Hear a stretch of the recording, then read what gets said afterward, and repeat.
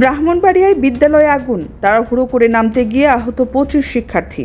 বিস্তারিত দেখুন অগ্রযাত্রার ডেস্ক রিপোর্টে। ব্রাহ্মণবাড়িয়ার নিয়াজ মোহাম্মদ উচ্চ বিদ্যালয়ের বিজ্ঞানাগারে বৈদ্যুতিক শর্ট সার্কিট থেকে অগ্নিকাণ্ডের ঘটনা ঘটেছে। বুধবার দুপুরে বিদ্যালয়ের নতুন ভবনের তৃতীয় তলায় এ অগ্নিকাণ্ড ঘটে।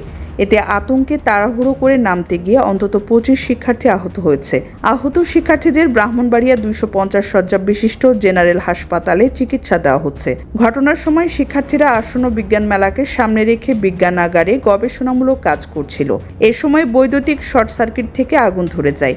শিক্ষার্থীরা আতঙ্কে দাহ্য পদার্থকে পানি ভেবে ঢেলে দিলে পরিস্থিতি কিছুটা ঘোলাটে হয়, তবে আগুন বড় আকারে ছড়িয়ে পড়েনি। শিক্ষার্থী শিফা আক্তার বলেন, আমরা নামতে গিয়ে হুড়োহুড়ি করি, আমার উপর অনেকেই পড়ে যায়, তখন আমি ব্যথা পাই। বিদ্যালয়ের প্রধান শিক্ষক মোহাম্মদ শাহিদুল ইসলাম বলেন, ছেলেরা বিজ্ঞান মেলার জন্য প্রজেক্ট তৈরি করছিল, মাল্টিপ্লাগ থেকে শর্ট সার্কিট হয়।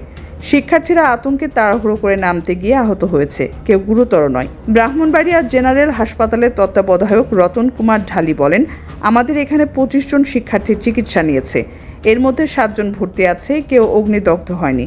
আমাদের চিকিৎসকরা সবসময় প্রস্তুত।